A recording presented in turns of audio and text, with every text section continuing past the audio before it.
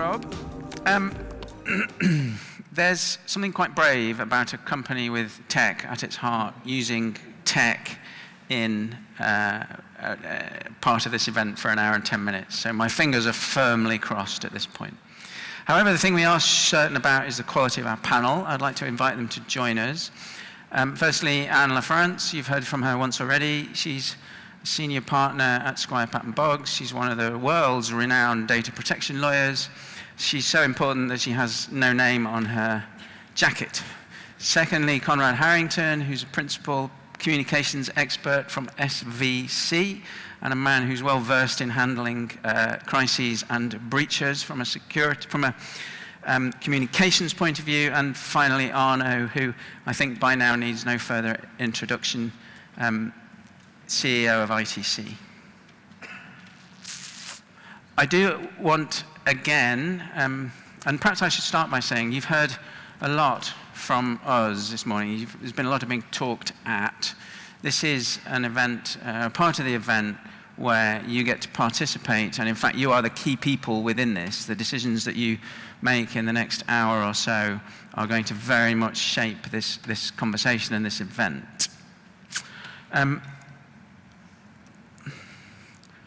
I am going to show you Slido again, and the reason for that is because it is a participatory part of the event. We're using Slido to enable you to answer the questions that we're going to pose you throughout this part of the morning. And it is in effect a role play. We have positioned you all on tables, each of which has an ITC host, I hope. Have we adhered to the seating arrangements? And they will make themselves known if they haven't already. We want you, as each table, to represent the board of a company. We're going to give you some more details in a minute. We want you to act as a board would. We want you to discuss the issues as they arise, and the issues will follow clearly. And we are then going to pose you some questions. We want you to use Slido to answer those questions.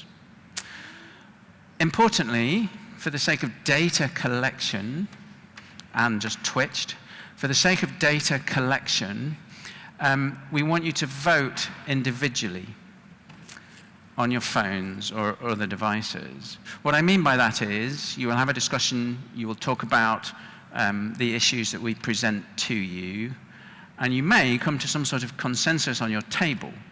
But if you don't agree with that, we want you to vote in the way that you think is the right answer. It's about collecting as much data as possible and getting as good responses, therefore, as possible. So discuss it, talk about it, disagree, agree, but when it comes to voting, please vote yourselves as an individual. I do need to mention data collection. This is anonymous. We are not collecting any data from you today. If you give us all the wrong answers to the questions, we won't be approaching you on Monday trying to sell you the right answers, because we simply won't be able to, because we're not collecting any information. And it's also a product that we have satisfied ourselves around the security angles within it. So please log on to Slido and use it. And the first thing we're going to do to make sure that Slido is working is to give you a test question. So when the questions appear on the screen, they will appear in your devices. If you could choose the right answer, please make your selection, and we can see the answers as they come up. There are some quite indecisive people in this room. Great. It seems to be working. That's perfect. We're now going to ask you a slightly more serious question. This part of the event, is about managing a cyber breach, an incident. Something that we may all have to face in our professional lives. And ahead of putting you through this, we thought we would ask you the following question about your own organization. Apparently we're still deciding if he's injured. And the right answer, putting his boots on. We knew that. I'm going to put it out there that I think the 8% who chose he was injured also knew that he was actually putting his boots on. But the system works. Please can we have the next question? This is about your company, and I stress it is anonymous. Great. We'll come back to this question and ask it you again at the end of this session to see if what we go through has changed your mind at all. So, I think we will move to introducing you to our victim for today. Pay the Way, a payroll company based in the UK. They have only 7 customers. But if you think back to the third-party session that we've just done, this is a question about third parties. They have only 7 customers, but they hold the data of all of their customers' clients, the payroll data. They have, in other words, significant amounts of sensitive client-based information that they look after for their clients. They are perhaps, it's worth saying, a software company. They have a development team. They created their own product. They're heavily reliant on technology.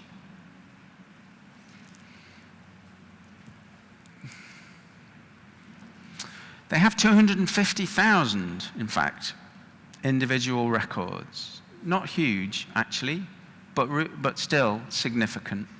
And if you look at the list on the right, those of you versed in PII will recognize that that is pretty much a full list of personally identifiable information for those 250,000 people. In other words, that's very sensitive, protected, regulated data that they hold. There is, by the way, on your tables, there's a couple of prints of these slides. If you would like to look at them, if you need to refer back. I would ask you not to cheat and go to the end. However, they're there if you need to look backwards. And Friday, the 29th of March. That's an auspicious day, perhaps, in this country's history. It's also, you might want to bear in mind, the day before payday. And this is a payroll company. There is something quite, I'm not sure what the word is, it's full of pathos, perhaps, to ask people to vote on a question about the 29th of March. Perhaps you shouldn't always believe the answers you get. However, that's what we're doing. It's a Friday. I don't know about you, but when I think back to my childhood, I can actually almost remember it. It was always sunny. Every day was sunny. When I think back to crises I've been involved in, it was always a Friday. It seems to be the way things fall. Friday the 29th of March, your head of IT comes to you with this information. There is a concern that there is a leak. Data has got out belonging to one of your clients, and it seems that you are responsible for that. So, it's Friday, you're in your boards. What are you going to do about this? What are you going to do with this information? What are your next steps? And I will give you about 5 minutes on your tables to talk about it, and then we will put up some questions for you as you're talking, and you can answer them for us on the app. So, go and be a board.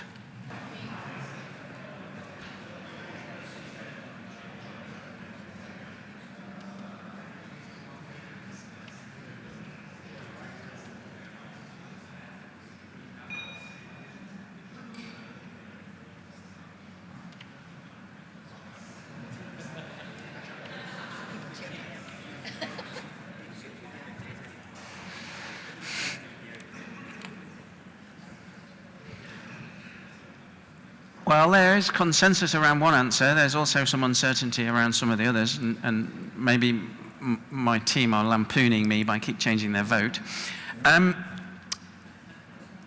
There's a sense in which the sort of instinctive right answer feels to be shut everything down so that we can prevent further leaks etc. I'd like to just ask Arno, what, from a technical point of view, from an ITC point of view, what you think the sorts of things that you would be doing in this situation.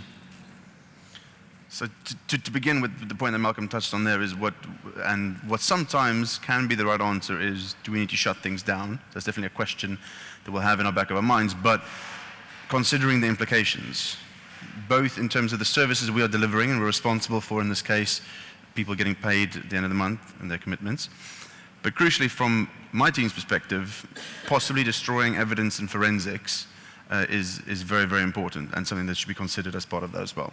So when we kick this off, I think as Malcolm rightly says, and as we begin to see there, it's about having the right escalation processes so that the right people in the company know that something is going on. Too often we see that a well-intentioned IT team, or if this has been reported into the media team, deal with potentially a data breach in isolation of their teams because they think they can handle it. They think it's under control. They don't yet understand the magnitude and the potential implications of what is at stake here. So having the right escalation processes to ensure that the incident response plan is activated and the right stakeholders are involved to make further decisions, I think is a very important point.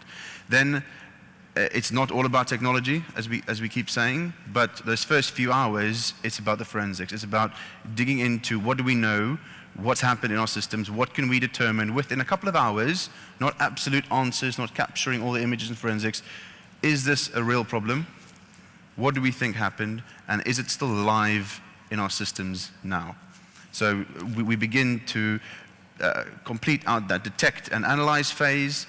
Then we would typically, from the forensic perspective, move into more of a containment if it is still something that's active in our systems, and that's where sometimes turning things off can be a consideration.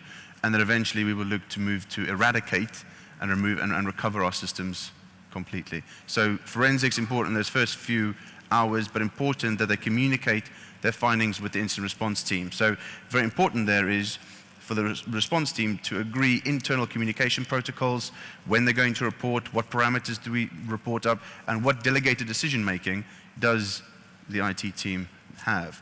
Crucially, and that's what we need to do as a team, when we sit down in that first instance, do we have the right people around the table? If we're large enough organizations, we may have our own incident responders and forensic teams and malware reverse engineers. Most mid-tier companies don't have the frequency of incidents that merits a full-time team in-house. So identifying where there are additional external skills that need to be brought in, either to go deeper into specific technical capability or to add capacity and move faster, are some considerations that the team should be considering. Yeah, and there is a very strong hint in the team we've assembled here for you that you might want to think about having a legal team, a communications team, and a forensic technical team as at least on the phone, if nothing else, and I would think something else entirely. Also, Anne, as 20% of the audience are suggesting that now is the time to write to the ICO. Do you want to give us your view on that? How many processors do we have how many processors do we have in the room? Do we have anybody who's acting as a processor? Everybody's acting, we have one. Yeah, there are some over here. Okay. I imagine you did not push that button because, as you probably are aware from the controller standpoint, the company is responsible, right, for notifying the ICO. You don't want your processor running off to the ICO. And in any event, we don't really have enough information yet to go to the ICO, either one of us probably. So there's a 72-hour rule. That 72 hours starts when the controller becomes aware of the problem. So another thing to think about in terms of notifying, obviously, your customer who might be affected or has been affected, is that when you make them aware, then their timetable starts to get triggered. There's obviously, you can't wait too long. You can't wait 3 weeks to tell them, but I think there is sometimes a misconception that the 72 hours starts when the processor finds out. Often, you know, as we'll see, this is going to be through contractual arrangements in terms of the timing of discussing these matters. But I think for the processor to go to the ICO at this stage would, at all, really, would be a serious issue from a legal perspective in terms of the relationship with your customer. Great, thank you.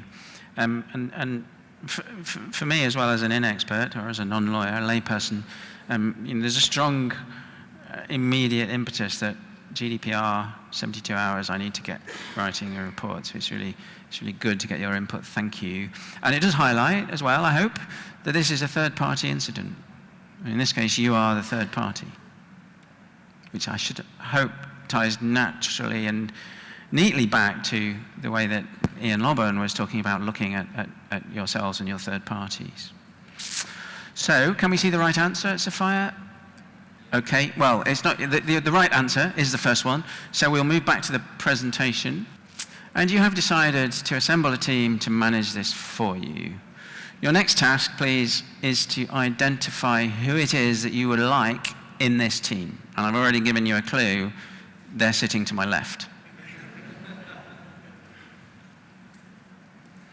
Again, if you could do this in your board meetings, we'll give you about another 5 minutes. Think about who you need on the team. Again, let's have a look now at your answers, and they are again pretty clear. The one outlier is a quarter of you want the in-house development team involved in this. Arno, I think I might throw that question to you. Do you think you would be wanting to involve your in-house development team in this group to manage the incident? It's based on the information we know now in the stage we are, it's probably a bit too early. I would also say that at this stage we have to consider all possibilities, and we don't yet know to what extent an insider may have been involved. So before we bring in extended different departments of the technical teams, I think that initial investigation and triage is crucially important. So from the evidence we had a username that was created, what was activity, what was touched with that.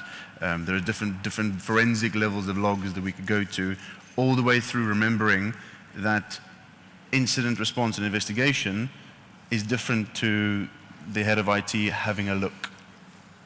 And we need to preserve evidence, we need to keep very detailed notes, and the eventual evidence gathering can be compromised if we move too quickly.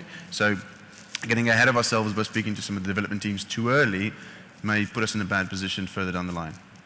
Yeah, absolutely. And I should say that these guys have seen this about the same amount of time as you have, so their answers are off the hoof as well. So the correct answers that we've identified are the top 6 you want involved in the team.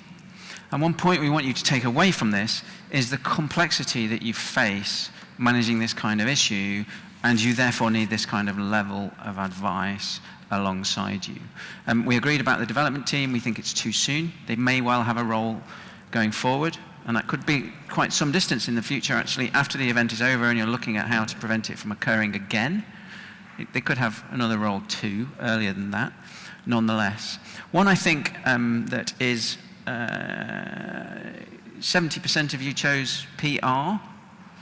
That means 30% of you didn't, which from my point of view is a good thing, because it enables me to ask Conrad to explain why you think communications specialists such as yourself have a role to play in a breach like this.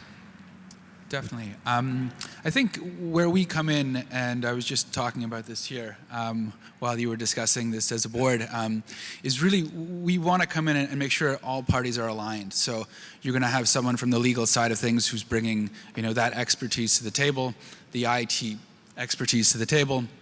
And then you have the company bringing their own expertise to sort of the broader situation. And what we like to think of ourselves as coming in and making sure that we are all aligned. We're all sort of singing from the same hymn sheet.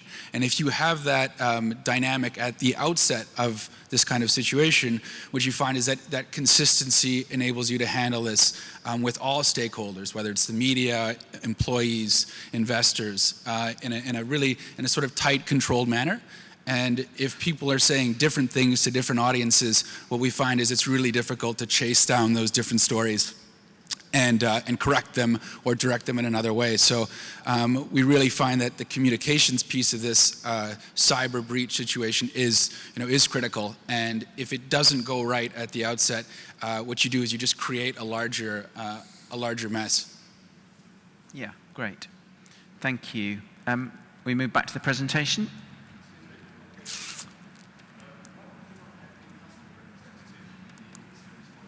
Sorry, I can't hear. Why would you not have any customer representatives in the response team was the question. I'm glad I've got a panel of experts to put that to, and Anne is looking slightly expectant. So what do you think? I would just look at the time. What time did this start? Late on a Friday afternoon. But it wasn't at 3? Yeah. So we're now half an hour in. I mean, I think it's a very important question, and that should be like on your checklist, which we very much advise you to think about in advance, particularly if you're in a processor role, but also as a controller. But I think it's a little bit premature because you don't know yet what to tell them. And as I said, once you tell them, their 72 hours start. So they might be a little annoyed with you if you don't know exactly what's going on, and now they're waiting because you're their only information source. So it is that balance, but it's a very good question and a very good point. But the question is when, and we're just half an hour in. Yeah, and I think that goes back to the communication point that Conrad was making, that having a consistent, correct message and delivering it at the right time is crucial in getting this right. And you know, I'm slightly reluctant to say it, but talk is still the best example of how probably not to respond to a cyber incident. Arno. Question as well is what's crucially important once you've assembled your team is through good communication, being on the same page around timing. Timing is important. We've already said from a regulatory perspective, we have 72 hours. I'll come back to that. But we need to work as a group to determine what are the critical inflection points. At what time do we want to notify the clients? At what point do we need to prioritize, reprioritize, or restructure the forensic investigations? So timing and communications inside the team is very important. And from that, we all have the 72-hour period hanging over us all the time. They're not expecting you to have all the answers by 72 hours. But it's about having shown the duty of care. We've identified something, we've assembled the team, we've handled it professionally, we've got the right experts in, and this is what we know now, and we're going to update you again at whatever time period. But as well, our comms team and legal team will guide on those obligations. Super, thank you.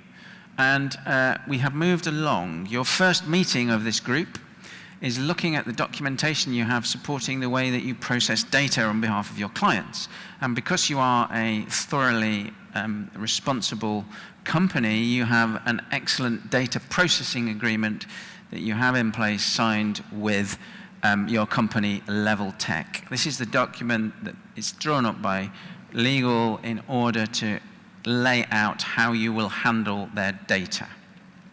There is an extract of critical parts of it there, and what we'd like you to do now in your board level discussions is agree which 3 actions you should be prioritizing. And remember, you are still at the very early stages of breach response.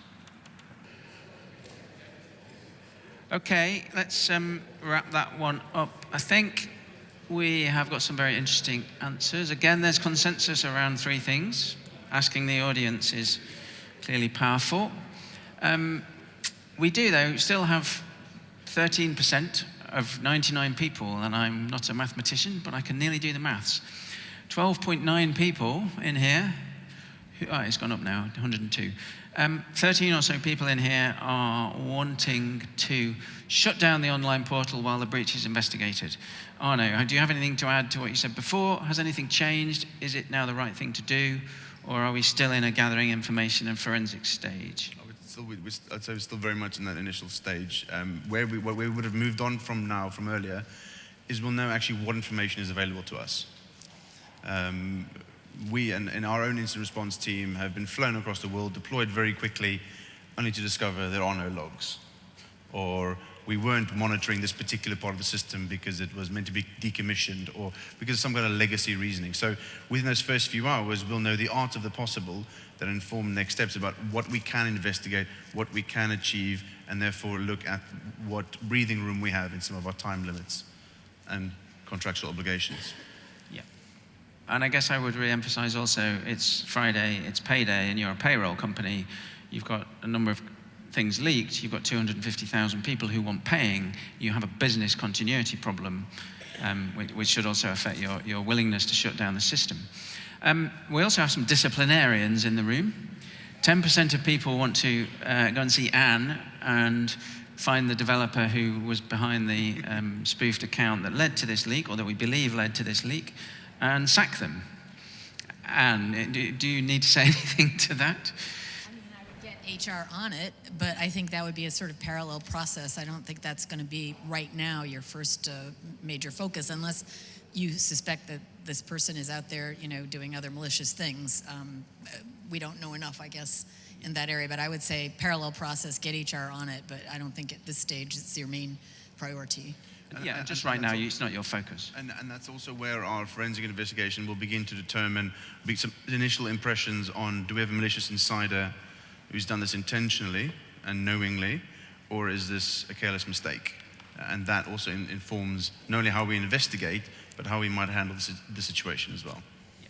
And this is, again, one of the takeaways we want you to take from this is the complexity, the moving parts, the lateness of the day, the fact that it comes crashing up against one of your business processes, your crucial, in fact, all you do is pay people once a month.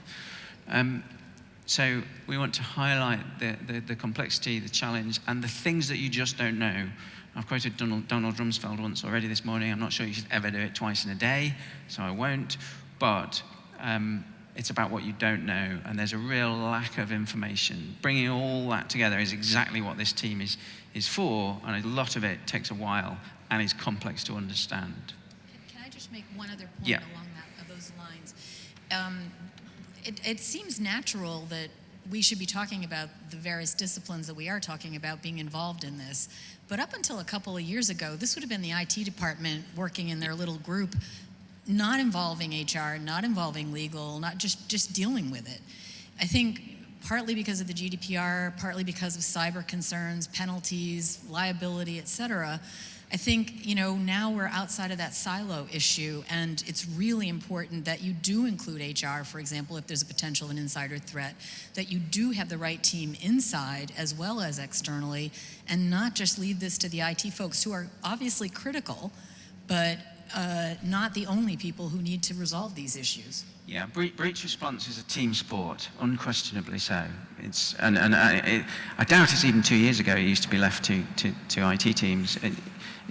The way that we respond to breaches, or the way we should perhaps, I ought to say, is really maturing, and this is one example of that, and it's about the breadth of skills that you need in order to be able to respond properly.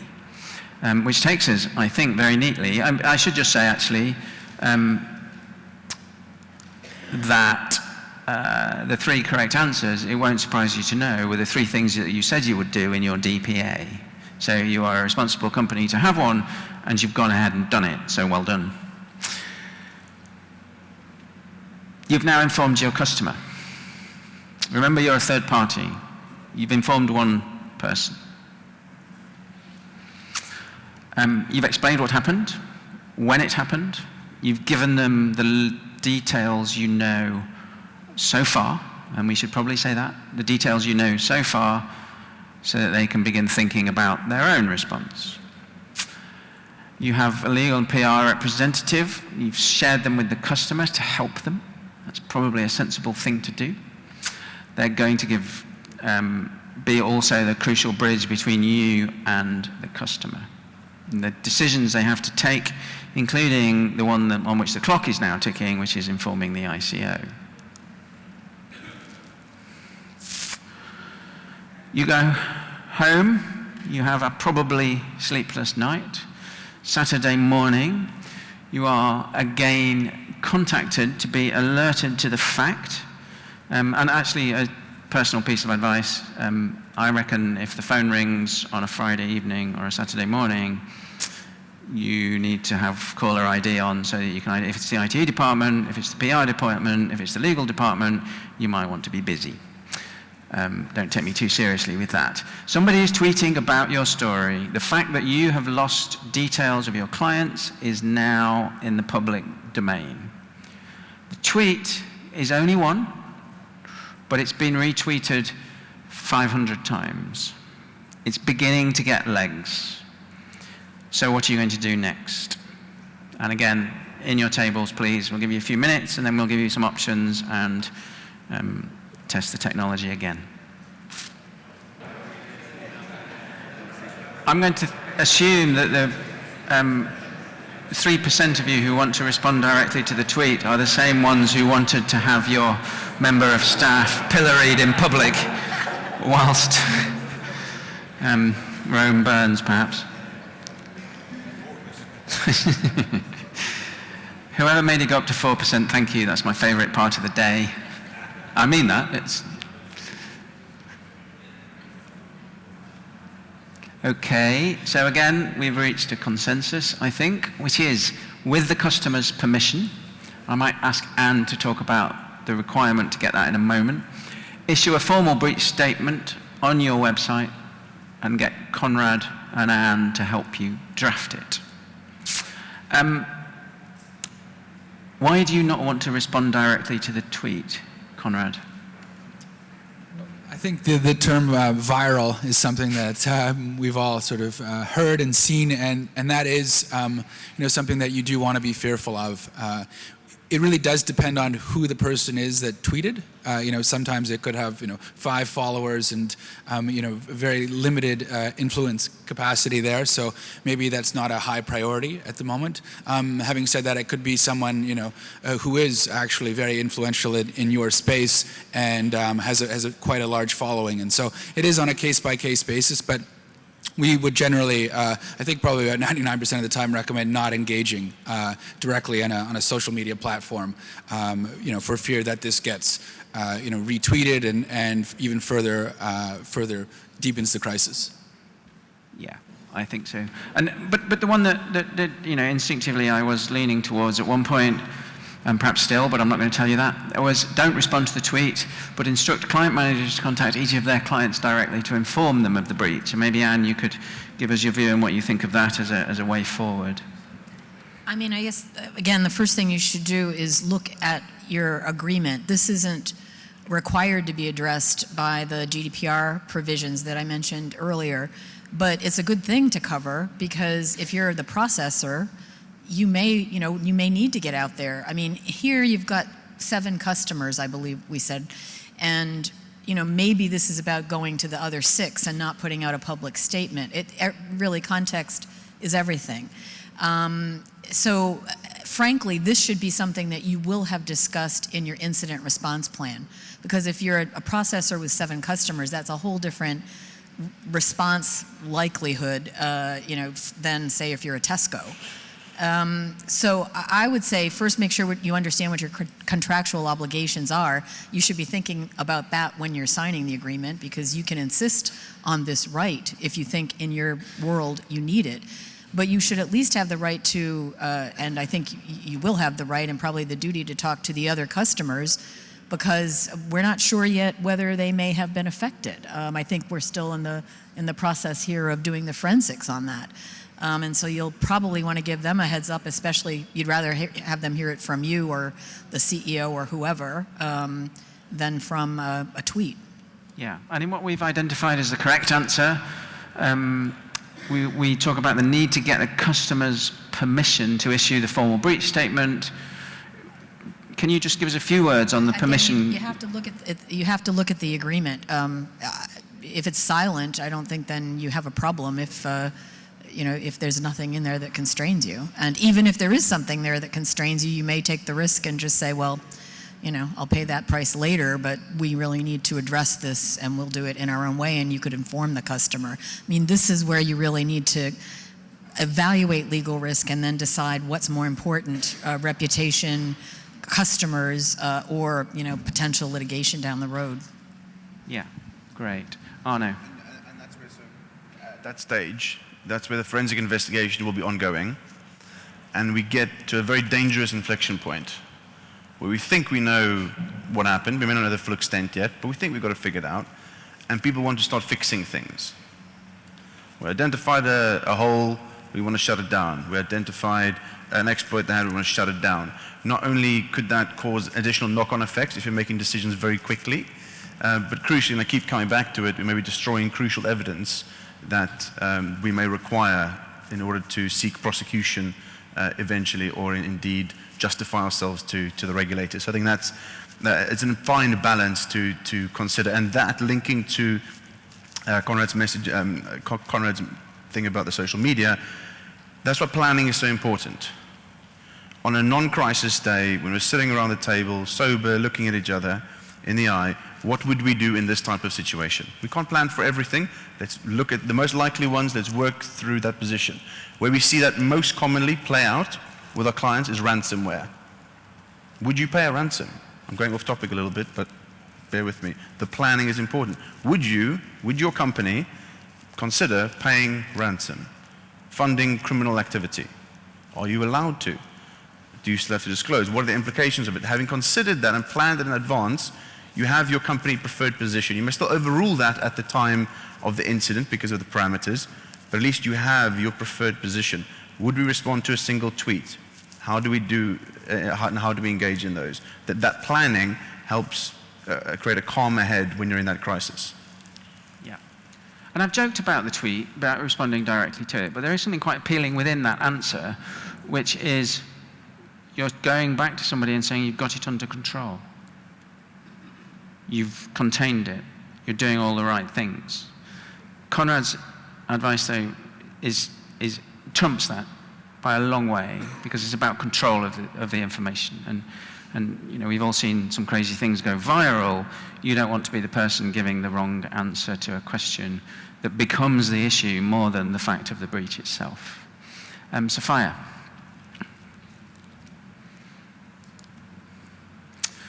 By lunchtime on Saturday, the press, bless them, they've been in touch with the marketing team. The man who posted the tweet has been in touch with them, and he's made your story well known. The paper are going to run a story and would like a statement. What are you going to do now? You'll be glad to know your involvement is coming towards an end. This breach is reaching its conclusion. And perhaps the point at which it reaches its conclusion is common to others, which is when it becomes public knowledge. It's still going to require considerable managing, but this seems a neat point to end it. I was keen individually when I first saw this to just speak to the individual reporter rather than anything bigger than that, simply to minimize exposure. The right answer, I think, again, you've chosen it, which is to develop a proper statement, a proper press statement, and make it available. Conrad, why would I not just go back to that one reporter and sort of put that story to bed? Well, I think, as we all know, this type of incident is one which attracts attention, and there's no question that for the most part it's negative, and the company very often is on the back foot. So I think in terms of having a holding statement that you can use with this reporter and then all reporters who call in, and I think that is something that is critical to have at the outset of this, before while you're trying to figure out what the extent of the breach is. You really work with your legal counsel, figure out. I mean, I think there's a debate sometimes because you don't want to say too much, but you also want to be as honest as you possibly can be. And from a company point of view, one of the words that's key here is trust. And you have an opportunity to maintain that trust with your employees, with your stakeholders, with all sort of constituents for your company. And to maintain the trust through a cyber breach is, for us, one of the best ways to come out on the other side of this with that dynamic, which is so important for a business, intact. And so we really advise our clients to not sort of veer too far in one direction or the other, work with the legal counsel to get that holding statement right while you're trying to figure out what the problem is. And then, media will certainly be interested. We handle those situations all the time with media, but that's okay. I mean, they're a little bit like sharks, with blood in the water. When they see a cyber incident, everyone wants to call that company. Everybody wants to get that story published. It's widely read. Everyone clicks on a cyber story, whether it's the FT or the Daily Mail. However, being really consistent with that approach, working really hard in the background to figure out what the broader situation is, but just keeping that consistent holding statement. We are working hard to figure this out with our legal counsel, with our IT experts, and that dynamic maintains trust in a situation like this. Yeah, okay, good, thank you. A small but significant number of people were considering, we're recommending that we think about some sort of injunction to keep this under wraps. Anne, as a lawyer, what would your advice be? Good luck with that. I don't think it would probably be a viable option in this area, but maybe I could just echo what Conrad has said and just give a bit more flavor around why it's important to have an agreed message that you stick to until you need to change it, because facts, remember, are developing, and that's why we've set this up this way. You don't know everything at the beginning. It evolves, and what you know on Friday afternoon could be a completely different situation on Monday morning. So you want to be accurate, you want to be truthful, but remember, you're the processor, you have contractual obligations to your customer. You also are looking at the ICO, which, even though you aren't really responsible for reporting to, could whack you with a very big penalty if it's found out that you were delinquent in managing your employees or doing organizational measures, around training or whatever, or, properly surveilling them to make sure that they aren't doing strange things with your system. So you've got a litigation threat here as well, and this is where the tension between legal and PR will come through, and it needs to be, thought through very carefully. I was in-house for many years and went through numerous crises, including cyber, but also of other types.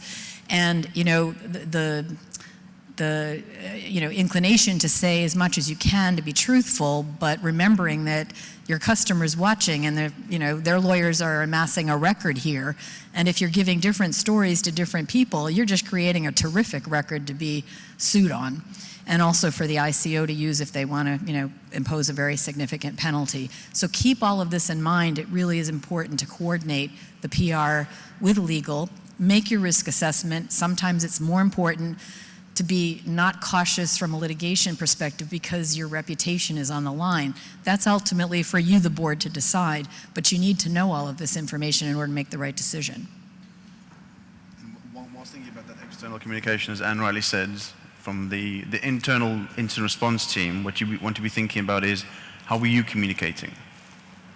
In this example, it doesn't look like they penetrated the systems necessarily or had internal access. They got in through a legitimate user, took some data and out. But is there an attacker inside our systems reading our emails? Are they one step ahead of our forensics, of our planning, of our handling of the situation? So thinking again, as we go in the planning stage, how are we going to communicate during an incident? At what point do we switch to alternative communications? Perhaps is one thing. If you're a regulated entity, you need to think about what is that second platform? Is that a viable option you're allowed to use? And then the other aspect to think about is, as particularly for an external forensics firm, as we're reporting into our client, the processor in this instance, to always keep legal counsel involved and address our reporting to legal counsel. In the UK, at least, that maintains legal privilege, which means that we have a bit more protection about what we're reporting to them, what we said at what stage, and they can control how they deploy that eventually to regulators or to further investigations. Thank you. Putting together an exercise like this is quite complex, actually. And it's always difficult to know when and how to draw a veil over proceedings and move on to the real world. I once did a national level counter-terrorism exercise in Cobra in the Cabinet Office. I was the Prime Minister's, I guess, Paddy, I was you, only I was pretending and you were real. I was advising the Prime Minister. The scenario was an aeroplane had taken off from Kazakhstan, an airliner, and it was flying to London and it was going to crash into the Houses of Parliament, and how might we handle this?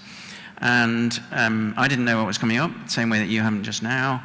And with about 5 minutes to go before we got to the crucial point of the whole exercise, the people running it brought it to a close by saying, in fact, by running into the room and barging through the door and saying, Prime Minister, it's fine, it's just crashed into Paris.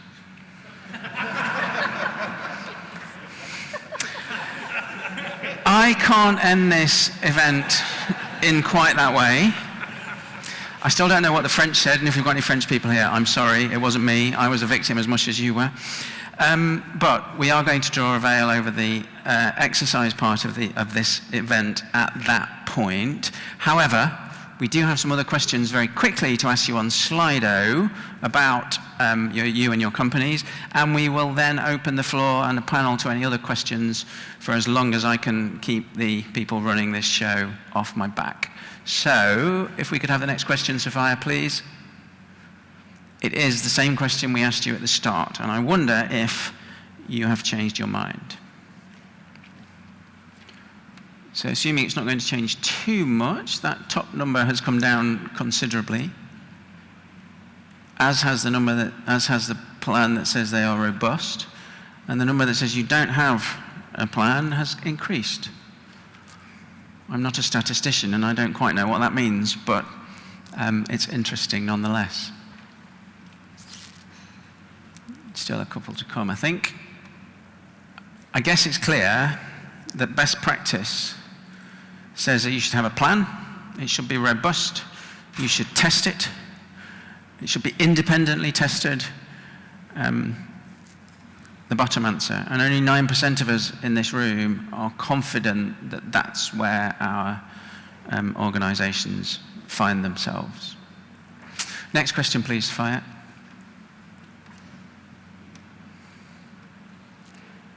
Cyber insurance, increasingly common, but still not widespread, I would suggest. That's beginning to settle down. What's surprising, I guess, we are a room of people who have personal and professional interests in cybersecurity, and more than just a little bit more than a third of us don't know if we have cyber insurance. And the next question, please, Sophia. You may. Cyber security, cyber insurance. Question on our table. The question on the table is, what does cyber insurance cover? Well, it depends, is the true answer, full stop. And like anything, you can buy a policy that covers more or less. The cyber insurance industry is still, by its own admission, immature, and cyber insurance is maturing quickly, but it is still an immature product. And you can select levels of, and I'm not an insurance expert, clearly. You can select levels of cover that will cover you to pay for things like companies like us to come in and fix it, right through to ongoing costs of several £1 million. I'll pass over to Arno in a sec, but all I would say is TalkTalk was insured and made a claim on their insurance, and they received a payout of £66,000. That probably wouldn't have been enough to cover our fees for helping them with that incident, and it certainly wasn't enough to cover the losses that they faced in total. Arno. Is that there are still dedicated standalone cyber insurance policies that are out there that can be considered. What is more common at the moment is specific cybersecurity scenarios or cyber issues, risks being documented in other existing traditional policies. Business continuity and disruption, where we may have ransomware clauses now in that cover that. Financial losses, earlier this morning, I think it was Paddy or Kevin spoke about the CEO email scams. Still one of the #1 ways in which we're losing money. Fake invoices being sent in, payments being sent to the wrong place. That's not a breach of any of our systems. It's not a cyber hack, as it were, but the nature of that and how that's delivered is seen as a cyber vulnerability. So we're seeing cyber clauses in more traditional more traditional business insurance policies. Add a couple of points here from, you're absolutely right that it's still a developing area, but there are quite a few now insurance cyber insurance policies that are available here in the UK. If you are a US-based company, your cyber insurance in the US will cover you here.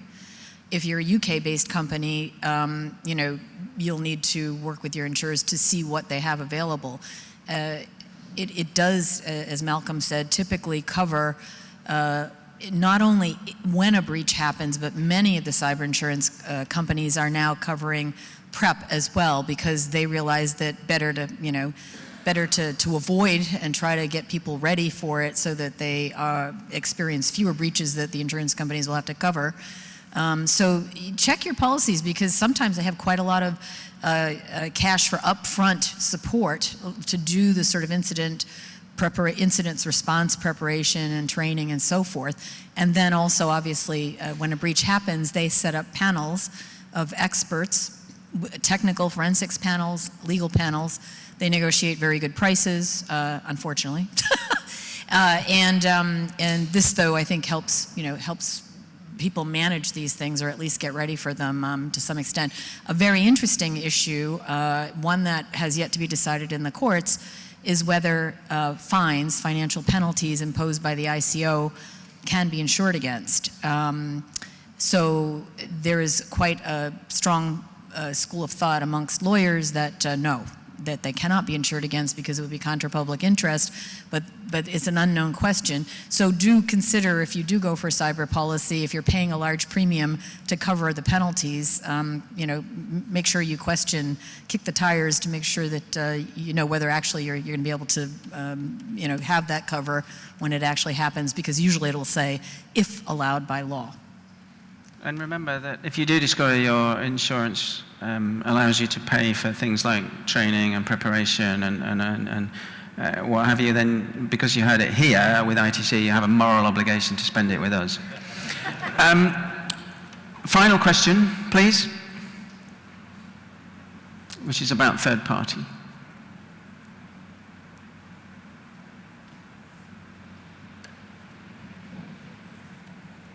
I think no surprise that 50%, 50 is going up, soon be 60%, there you go. It's going to look like I'm fixing it now. Over half use a manual process.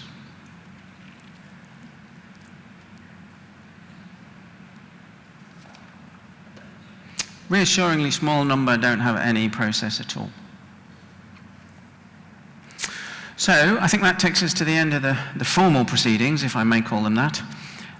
Thank you very much for your participation. We have just about time for any questions. We don't have very long, actually. But if there are burning questions you want in front of the group, please feel free now. If not, we're around still, so you'll be able to grab us and we can talk about it over a sandwich, perhaps.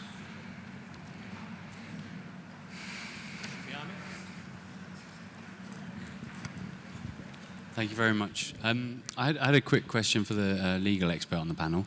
In terms of the without undue delay clause, the timescales on that run through or piece that we just did seemed very, very compressed. It almost felt like we were going out talking to the customer that was, sorry, not the customer, yeah, the customer that was affected before we really knew the details of the incident that had happened. So. Where do you sit on that? How long would we have to inform an affected customer? I mean, I'll pass over to the experts, but from my experience in this area is that that's not a not realistic time frame, actually.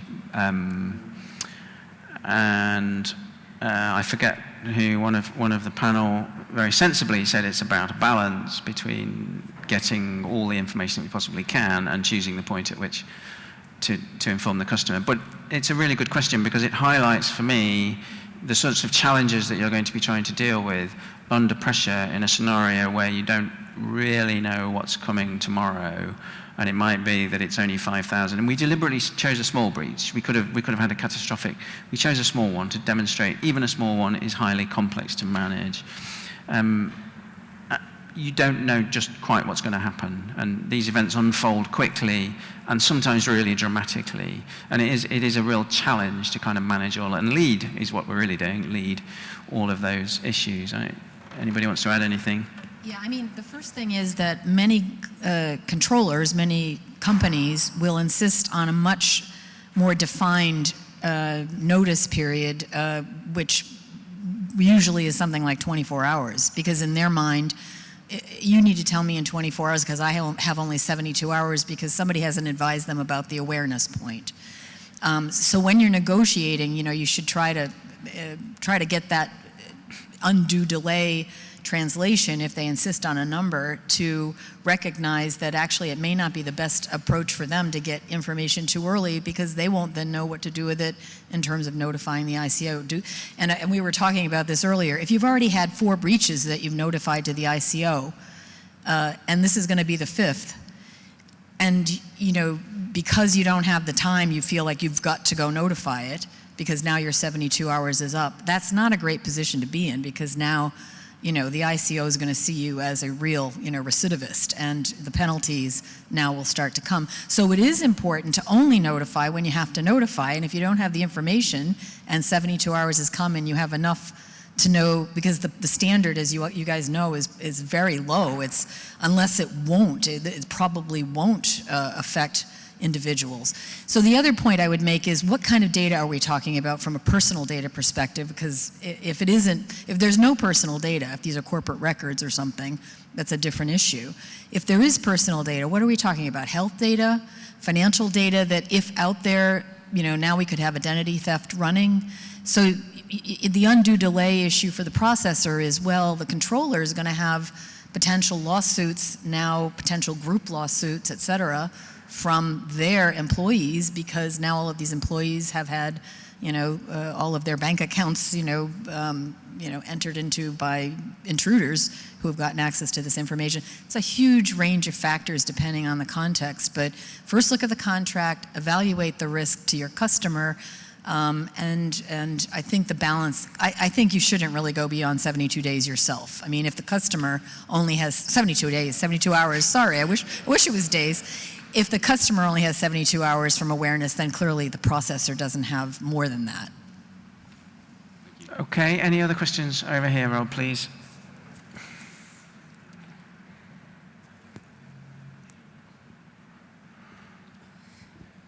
Yeah, it's not a question, an observation.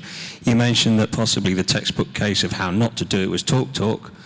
A textbook case, at least from the public face, of how to do it properly is Patreon in 2015. They came clean very fast. They clearly managed it well, both internally and externally. And within days, people had pretty much forgotten it. The problem with an event, a breach, or it's not a problem necessarily, if you get this response wrong, everybody will know about it. If you get it right, you won't probably make a ripple. Yeah, absolutely right. Few people know, I think, that TalkTalk and Vodafone were both hacked in very close proximity, and they were handled quite differently. The Vodafone breach was smaller, but nonetheless. And I don't stand on stages like this talking about Vodafone.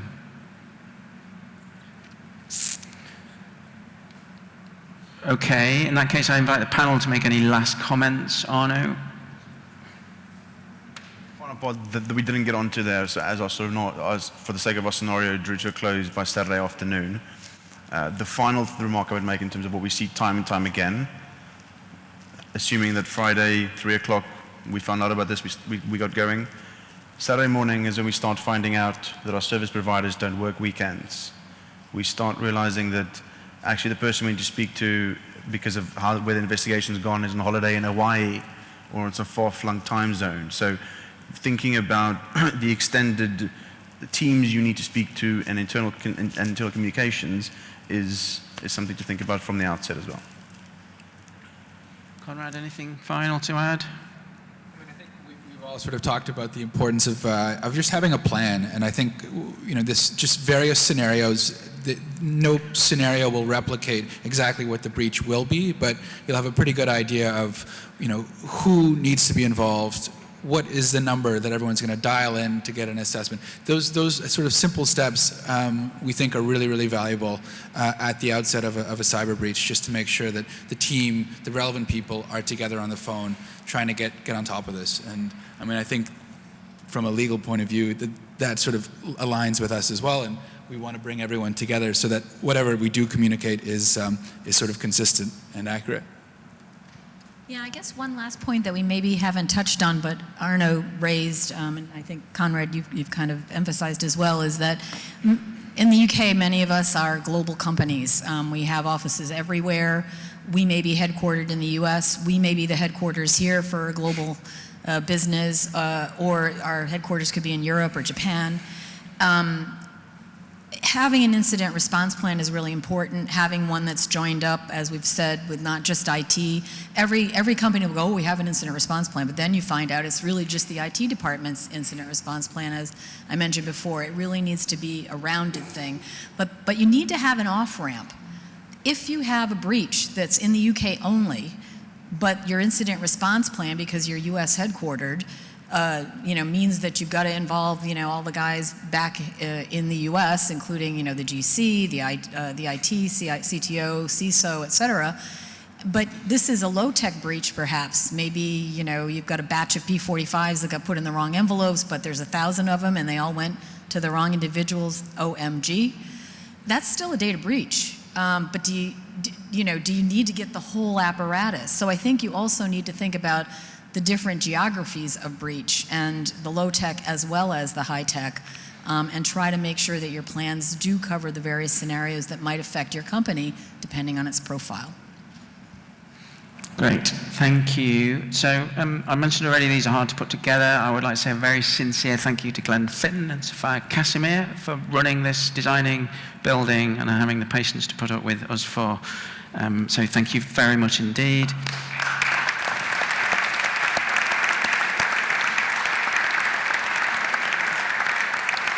And a final thank you to the panel for making the whole thing possible. So thank you very much.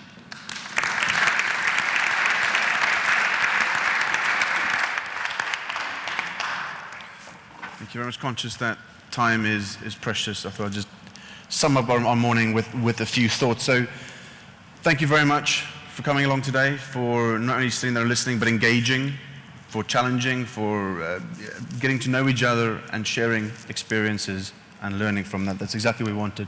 So thank you very much. This morning, Kevin gave us a very good rendition of what happened in the last 12 months.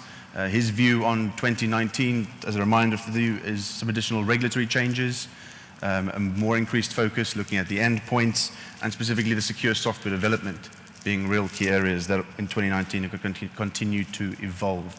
Paddy and Kev made us all reconsider nation-state threats and think about how that is relevant to our business. Malcolm very kindly helped us understood where are we, where should we be going, what are the steps we should be taking. I really enjoyed Paddy's talk this morning, which a big part of it was, as a business, we need to identify some element of self-reliance. We are accountable for our own cybersecurity. In doing that, we can identify what are the skills that we don't have, or the areas that we don't have, and where we need to form partnerships to be able to do that. Those partnerships are both through people, but the key themes that Paddy brought out was also around new advantages, I think called the tech clash of innovation and automation. And to bring that together, some of the data localization issues that I spoke about this morning could actually become a hindrance to our innovation if it is allowed to undermine cloud computing and a lot of the efficiencies that comes with that. The reality is that our data crosses a lot more borders than many of us actually appreciate. And this has become even more pressing as countries try to incorporate the data economy in their trade agreements. Perhaps unaware that nothing can slow down the 21st century more than creating data walls. Now, as business, why this is important, we have an opportunity to step forward. Some of you may have been mystified by my reference to the airline industry of the 1950s this morning. What I was referring to is, after the World War II, the airline industry had to band together to create public trust. They proactively created a common set of rules of engagement on how they're going to operate to win over the public. Paddy mentioned this morning the idea of a digital Geneva Convention. And as many of the reports that, I wasn't fortunate enough to go like Paddy, but as many of the reports that I've read that have come out of Davos, we as business now actually globally have the public's confidence for handling their data more so than their actual governments. So it is down to us and our challenge to convert that public trust into public good. Thank you very much.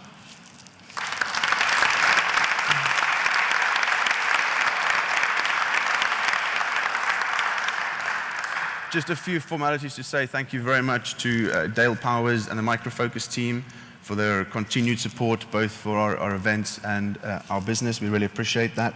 Thank you very much to Rob Lee, our head of marketing, leading the events team today. Sophia, already got to mention, thank you very much for all your hard work.